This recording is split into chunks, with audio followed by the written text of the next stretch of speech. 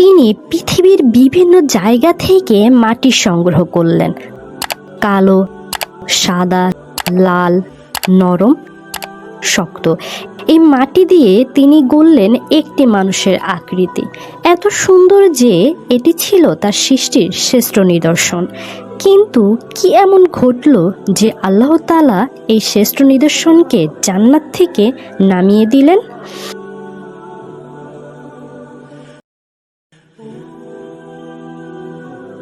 আসসালামু আলাইকুম। কল্পনা করুন একটি সময় যখন পৃথিবী ছিল নিস্তব্ধ, কোনো মানুষের হাসি বা কান্নার শব্দ ছিল না। তখন আল্লাহ তাআলা সিদ্ধান্ত নিলেন তার সবচেয়ে অপূর্ব সৃষ্টি গড়ার একজন মানুষ, যিনি হবেন পৃথিবীর খলিফা। তিনি ছিলেন হযরত আদম আলাইহিস সালাম।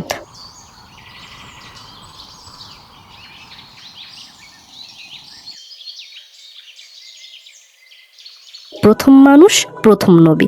তার গল্প শুধু মানবজাতির শুরুর কাহিনী নয়, এটি তওবা, ভালোবাসা, শয়তানের প্রতারণা আর আল্লাহর অসীম ক্ষমতা।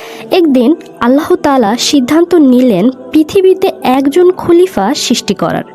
তিনি পৃথিবীর বিভিন্ন জায়গা থেকে মাটি সংগ্রহ করলেন, কালো, সাদা, লাল, নরম, শক্ত।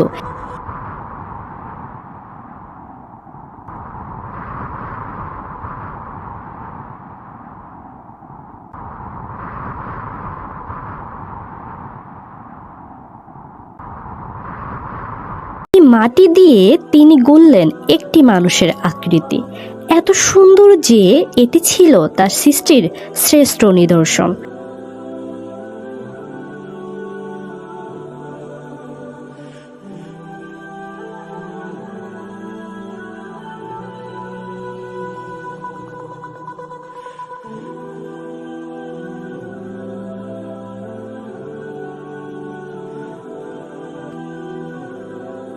তারপর তিনি নিজের রূহ ফুঁকে দিলেন।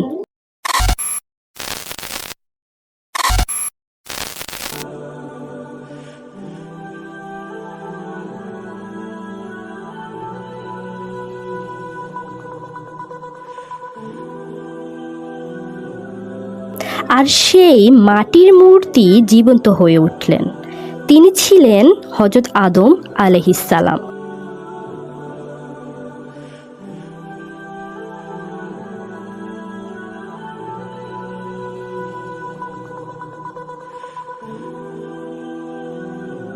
আল্লাহ ফেরেশতাদের ডেকে বললেন, আমি পৃথিবীতে একজন খলিফা সৃষ্টি করতে যাচ্ছি। ফেরেশতারা অবাক হয়ে বললেন, হে আল্লাহ, কেন এমন কাউকে সৃষ্টি করবেন যে পৃথিবীতে বিশৃঙ্খলা সৃষ্টি করবে আর রক্তপাত ঘটাবে? আল্লাহ তাআলা বললেন, আমি যা জানি তোমরা তা জানো না।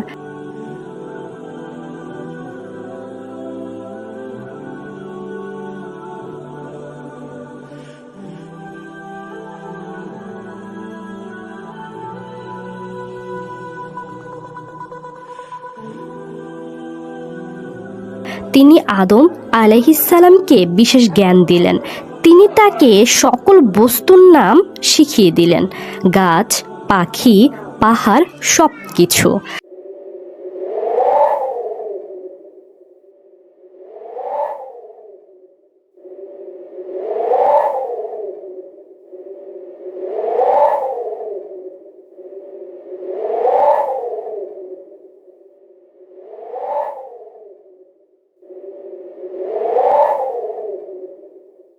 তারপর ফেরেশতাদের সামনে তার জ্ঞানের পরীক্ষা নিলেন। ফেরেশতারা বললেন, হে আল্লাহ, আমরা তোমার প্রশংসা ছাড়া আর কিছু জানি না। আল্লাহ বললেন, আদমকে সেজদা করো।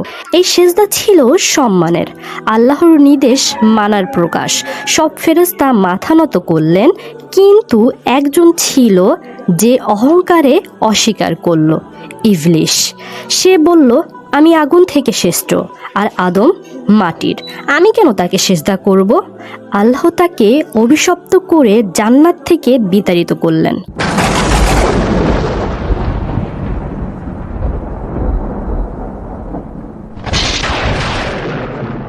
আদম আলাইহিসসালাম একা ছিলেন না, আল্লাহ তার জন্য একজন সঙ্গী সৃষ্টি করলেন, হযরত হাওয়া আলাইহিসসালাম।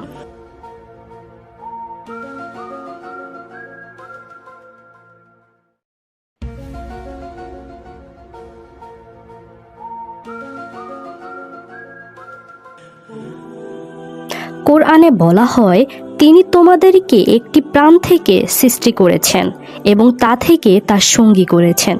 তারা দুজনে জান্নাতের অপরূপ বাগানে বাস করতে লাগলেন। কল্পনা করুন, চারপাশে ফুলের বাগান, ফলের বাগান, ঝর্ণার কলকল শব্দ। কোনো দুঃখ নেই, কোনো ভয় নেই। আল্লাহ তাদের বলে দিলেন, তোমরা জান্নাতে বসবাস করো, যা ইচ্ছা খাও।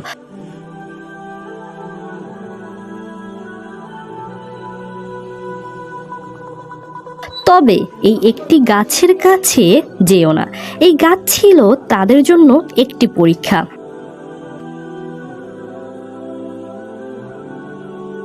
কিন্তু জান্নাতের শান্তির মাঝেও একটি ছায়া লুকিয়েছিল, ইবলিশ। সে তাদের কাছে এলো, মিষ্টি কথায় বলল, এই ফল খাও, তাহলে তোমরা অমর হবে, ফেরেশতাদের মতো ক্ষমতা পাবে। আল্লাহ তোমাদের বারণ করেছেন, কারণ তিনি চান না তোমরা শক্তিশালী হও। শয়তানের কথায় প্রলুব্ধ হয়ে আদম ও হাওয়া আলাইহিসসালাম সেই নিষিদ্ধ ফল খেয়ে ফেললেন।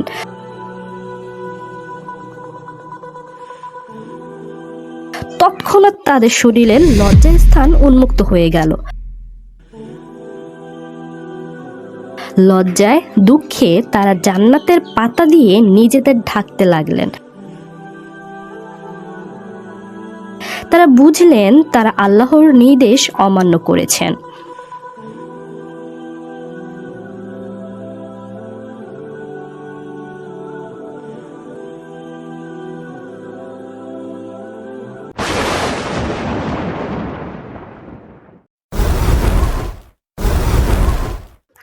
আল্লাহ তাদের ডেকে বললেন, তোমরা আমার নিষেধ অমান্য করলে কেন?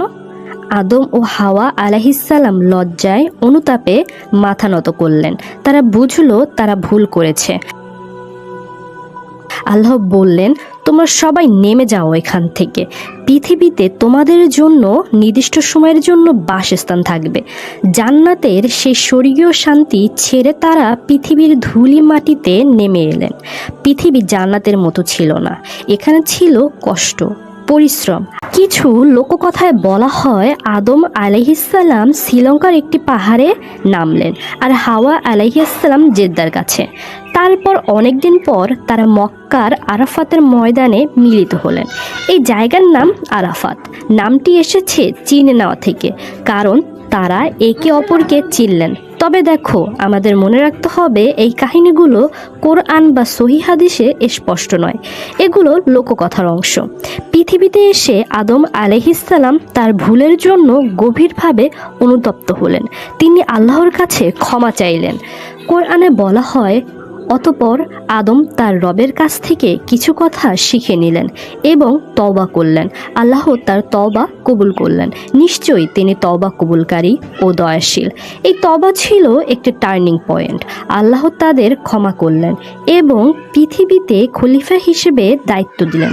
এই ঘটনা আমাদের শেখায় যে মানুষ ভুল করতে পারে, কিন্তু আন্তরিক তওবার মাধ্যমে আল্লাহর কাছে ফিরে যাওয়া সম্ভব। পৃথিবীতে এসে হযরত আদম আলাইহিসসালাম শুধু প্রথম মানুষই ছিলেন না, তিনি ছিলেন প্রথম নবী। আল্লাহ তাকে মানবজাতির সঠিক পথে চালানোর দায়িত্ব দিলেন। তিনি ও হযরত হাওয়া আলাইহিসসালাম হলেন মানবজাতির পিতা ও মাতা। তাদের সন্তানেরা পৃথিবীতে ছড়িয়ে পড়ল, আর এভাবে শুরু হয় মানুষের ইতিহাস। আদম আলাইহিসসালাম মানুষকে শিখিয়েছিলেন কিভাবে জমি চাষ করতে হয়, পশু পালন করতে হয়, আর আল্লাহর ইবাদত করতে হয়। তিনি তার সন্তানদের শিখিয়েছিলেন এক আল্লাহর উপাসনা করতে, ন্যায় বিচার করতে, আর শয়তানের প্রতারণা থেকে সাবধান থাকতে। কিছু বর্ণনা আছে তিনি 1000 বছর বেঁচে ছিলেন, তবে এটি সহিহ হাদিসে স্পষ্ট নয়। তার জীবন ছিল একটি আলোর পথ, যা তার সন্তানেরা অনুসরণ করল। তিনি ছিলেন মানবজাতির পিতা, যার মাধ্যমে আমরা সবাই একটি পরিবারের অংশ।